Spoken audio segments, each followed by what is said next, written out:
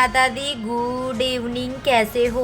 I hope आप लोग बहुत अच्छे होंगे गाइस। तो अभी ये मॉर्निंग के 11 बज रहे हैं गाइस। तो मैं दुकान से वापस आ गई हूँ। घर देखा तो इस पे मैंने आदि को ना नाश्ता दे के गई थी, उसके साथ में हमने पानी भी दे दिया था। आदि ने ना बेड पे पानी डोल दिया है, बेड हो गया है गीला।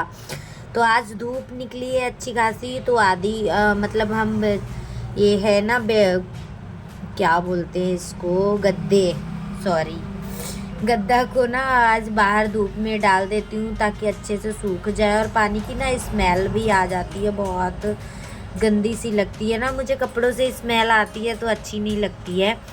तो हमने कल घर की डीप क्लीनिंग की थी, जिसके दौरान मुझे ना कुछ कपड़े मिले थे, मतलब किसी को देने वाली थी मैं किसी बच्चे को, छोटे छोटे बच्चों को। फिर ना मैंने सोचा पता नहीं लोग क्या सोचेंगे, तो हमने सोचा ना कि अपने कबाड़ से मैं जुगाड़ी बना लेती हूँ। किसी देने से अच्छा, किसी की बातें सुनने से अच्छा है ना कि मैं ही किसी यूज में ले लूँ। तो ये कपड़े थे, हमारे पास पिल्लो बहुत कम थी, तो हमने सोचा ना कि हमारे पास मशीन भी है और कपड़ा भी है, तब तक मैं अपने लिए 2 पिल्लो बना लेती हूँ। तो हमें कपड़े फेंकने भी नहीं पड़ेंगे और हमारा अच्छा सा मतलब काम भी आ जाएगा। तो इसलिए हमने सोचा कि हमने 2 पिल्लो बना लिए थे बहुत ही अच्छे अच्छे से। अब एक पिल्लो का जुगाड़ तो हमने कपड़े से बना लिया था, हमारे पास कपड़ा था नहीं एक्स्ट्रा कि मैं क्या करूँ, दिमाग लगा ही रही थी। तब तक मेरे सोचने समझने की शक्ति जो है ना ख़त्म हो गई थी। फिर मुझे दिखाई दिया ये शॉपिंग वाला बैग। फिर हमने सोचा ना कि चलो इसमें ही कर लेती हूँ। जब मुझे कोई फैब्रिक मिल जाएगा या मैं मार्केट जाऊँगी तो मैं इसके ऊपर अटैच कर दूँगी, मतलब कि कवर बना दूँगी और फिर उसके अंदर डाल के फिर उसके ऊपर से मैं एक और कवर लगा दूँगी, तब ये अच्छा हो जाएगा। लेकिन इतने में ही मेरी बॉबिन ने धोखा दे दिया और बॉबिन का धागा ख़त्म हो गया। मैंने हार नहीं मारी, बॉबिन का धागा भर के हमने 2 पिल्लों को कंप्लीट ही कर लिया। अब बारी आती है डस्टिंग की। तो हम यहाँ पे डस्टिंग कर ही रहे थे आराम आराम से ना, कि मैं बहुत जल्दी थक भी जाती हूँ काम करते करते। तो डस्टिंग कर लिया हमने, यहाँ पे अपनी रानी को सेट कर दिया, क्योंकि धागा भी निकाल दिया, अपनी रानी को मैंने सेट कर दिया। अब बात आती है ये कबर्ड को साफ़ करने की। भैया इस कबर्ड में ना छोटे छोटे पता नहीं कौन से कीड़े हैं जो पूरे कपड़े को बुरी तरीके से ख़राब कर रहे हैं। तो ना मैं अकेली हूँ और मेरे को पूरे घर के काम करने हैं ना, तो मैंने दशहरे और करवा चौथ और दिवाली से पहले ही सफाई प्रारंभ कर। अगर मैं डेली डेली एक एक काम करूँगी ना तो मेरे सारे काम ख़त्म हो जाएंगे।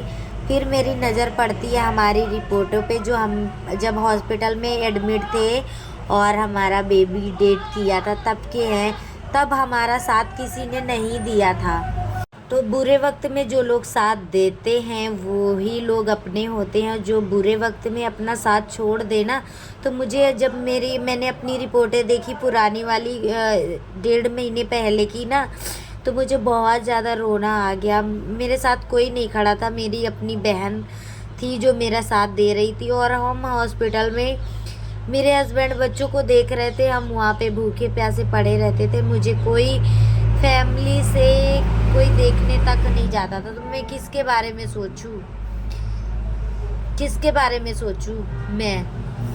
अब हमारी दुनिया सिधर रही है, मैं जैसी भी हूँ अच्छी हूँ अपनी फैमिली के लिए। हमारे बच्चे खुश हैं, मैं भी खुश हूँ। अब हम किसी को अपने बच्चे और अपनी लाइफ के बीच में नहीं आने देंगे। जब मैं मुसीबत में होती हूँ ना, तब कोई भी मेरा साथ नहीं देता है, और जब मेरी ज़िंदगी में फिर से खुशहाली आने लगती है ना, तो लोग फिर आके हक जताने लगते हैं।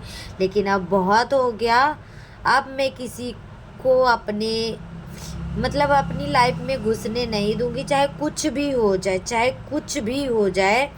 अब हम अपनी फैमिली में, हमारे हस्बैंड हैं, हमारे बच्चे हैं। अब हम इसके अलावा अब हमारी फैमिली में कोई नहीं आएगा। तो गाइज़, जब तक मैं बाथरूम में कपड़े धोने के लिए गई तो वहाँ पे हमारी बैटरी मतलब फ़ोन ऑफ हो गया था।